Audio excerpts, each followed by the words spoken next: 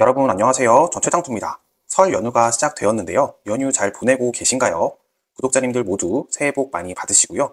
연휴 동안 맛있는 것도 많이 드시고 많이 주무시고 사랑하는 사람들과 좋은 시간 보내시면서 올 한 해도 건강하고 행복하게 보내셨으면 좋겠습니다. 그럼 계좌부터 공개하면서 시작할게요. SCHD 2500주, QQQM 85주, 마지막으로 부 23주 보유하고 있습니다. 행복한 설 연휴의 시작에 불청객이 찾아왔습니다. 많이 놀라셨죠? 중국발 AI 딥시크 이슈로 미국 증시가 많이 흔들리는 모습을 보여주었습니다. 주식을 처음 시작한 투자자라면 호기롭게 장기 투자를 다짐하지만 막상 큰 변동성을 직접 겪어보면 장기 투자를 한다는 것이 생각보다 쉽지 않다는 것을 몸으로 느끼게 되는데요. 진짜 투자자는 상승장이 아닌 하락장에서 나오는 법입니다. 오늘은 자산 배분을 통한 장기 투자에 대한 제 생각을 말씀드려 볼까 합니다. 구독과 좋아요 잊지 않으셨죠? 그럼 바로 시작해 볼게요. 중국의 딥시크가 챗 GPT와 비슷하거나 혹은 그 이상의 성능을 보여준다는 소식이 있었습니다. 놀라운 성능에 비해 개발되는 데 발생되는 비용이 최소 10분의 1에서 최대 30분의 1 수준으로 적다고 하는데요. 이 영향으로 어제 나스닥을 중심으로 한 미국 증시는 크게 하락했습니다. 프리장에서는 나스닥이 무려 5% 가까이 하락하기도 했었습니다.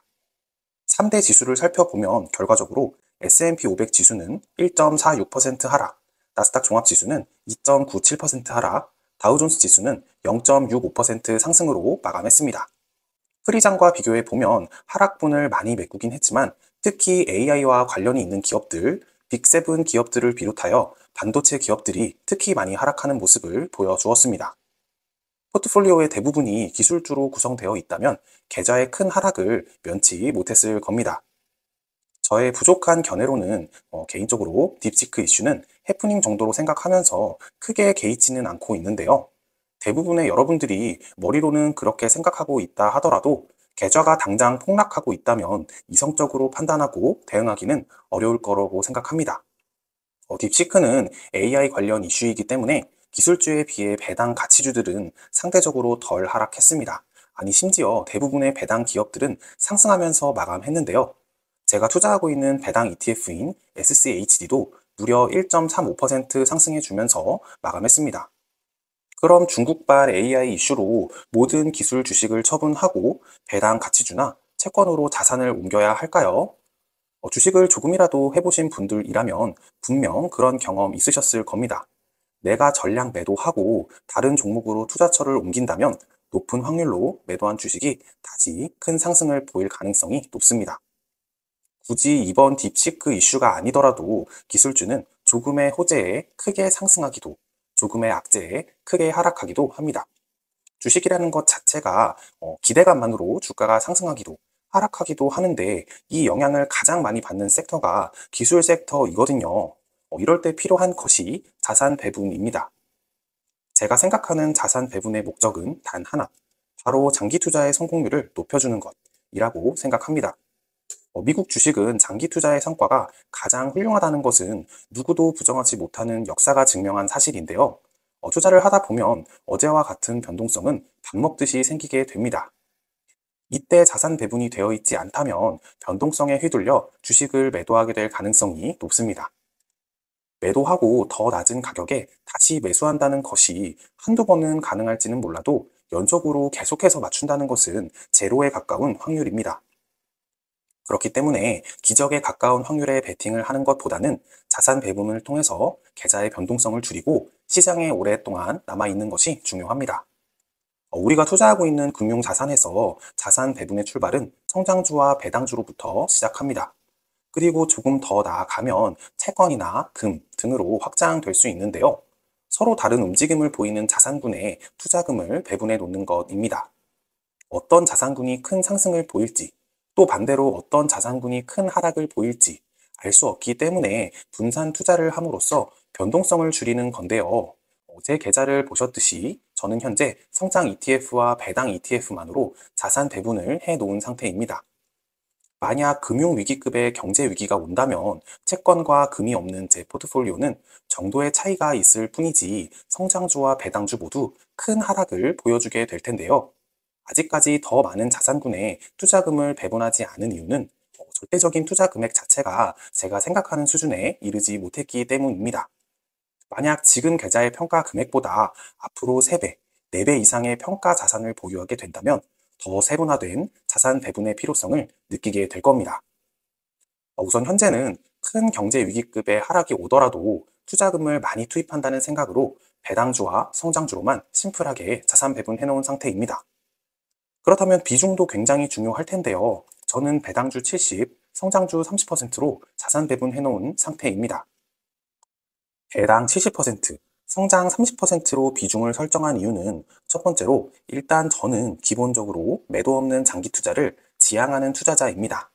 말씀드렸다시피 장기 투자를 하기 위해서는 시장의 변동성에도 주식을 매도하지 않고 꾸준히 보유해야 하는데 성장주의 비중이 높아지게 되면 그 변동성을 견디지 못하기에 최소 50% 이상은 변동성이 적은 주식에 투자를 해야겠다고 생각했습니다.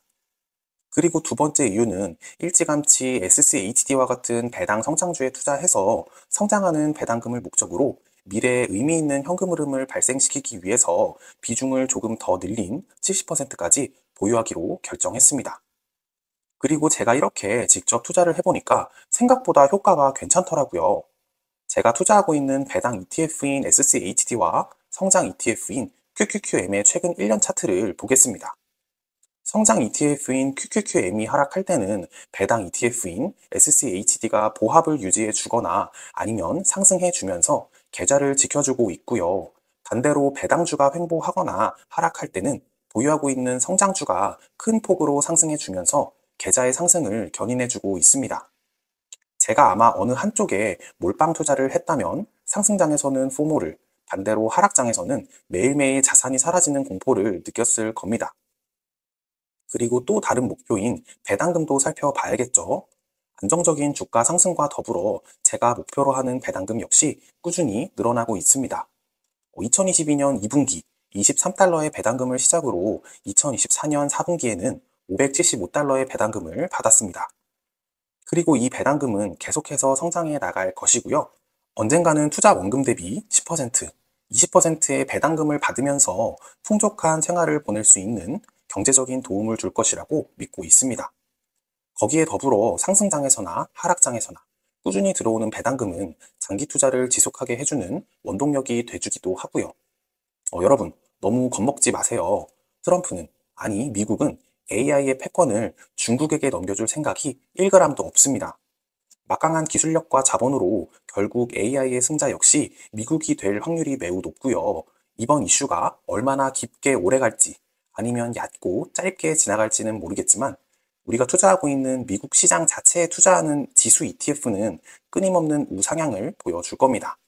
그럴 수밖에 없는 이유는 제 채널의 다른 영상에도 소개가 많이 되어 있으니 참고 부탁드립니다. 당장 더 저렴한 가격에 매수하겠다고, 더 비싼 가격에 매도하겠다고 불가능한 일에 노력을 쏟는 것보다는 적립식으로 꾸준하게 보유하고 있는 주식의 수량을 늘리고 가끔씩 큰 폭의 하락이 있을 때 마침 여윳돈이 있다면 더 매수하면 됩니다. 닷컴 버블이나 리먼 브라더스 때와 같은 기나긴 하락장이 펼쳐진다고 해도 저렴한 가격에 꾸준히 매수하면서 수량을 늘리다 보면 다가오는 상승장에 더 큰 평가 수익을 만들 수 있을 겁니다. 대부분의 구독자님들께서는 월급이라는 무기가 있으니 꾸준히 적립식 매수하시면 되고요. 매수하실 때마다 다시는 오지 않을 저렴한 가격에 매수하신다고 생각하면 마음이 편할 겁니다. 실제로 저 역시 2022년 매달 적립식 매수를 하면서 다시는 오지 않을 가격이라고 생각하면서 열심히 매수했습니다. 그리고 매수하기도 매도하기도 무섭다면 어쩌면 아무것도 하지 않고 기다리는 것이 좋은 선택지가 될 수 있습니다. 앞으로 이런 하락은 투자하면서 수도 없이 많이 겪게 될 테니까요. 혹시나 어제의 하락으로 섣불리 매도를 하셨거나 견딜 수 없을 정도로 힘들었던 분이 계시다면 진지하게 본인의 투자 성향에 대해 잘 파악해 보시고요. 내게 맞는 자산 배분을 찾아보시길 바랍니다. 2020년 코로나를 누가 미리 알 수 있었을까요? 2022년 러시아 우크라이나 전쟁, 고금리, 2023년 실리콘밸리 은행 파산과 이스라엘 하마스 전쟁, 그리고 지금의 중국 딥시크 이슈, 누가 예상이나 할 수 있었을까요? 위기는 언제나 갑자기 찾아옵니다. 언제 찾아올지 모르는 위기를 대비하기 위해서 뿐만 아니라 어떤 이유에서든 매도하지 않기 위해서 상승장이나 하락장을 모두 대비한 내 마음이 편한 자산 배분을 통해서 모두 장기 투자에 성공하시길 바라겠습니다. 그럼 오늘도 영상 시청해주신 여러분 정말 감사드립니다. 이 영상이 마음에 드셨다면 좋아요 부탁드리고요. 제 투자 여정이 궁금하신 분들이라면 구독 부탁드리겠습니다. 구독자님들 다시 한번 새해 복 많이 받으시고요. 행복한 연휴 되시길 바라겠습니다. 감사합니다. 전 최정투였습니다.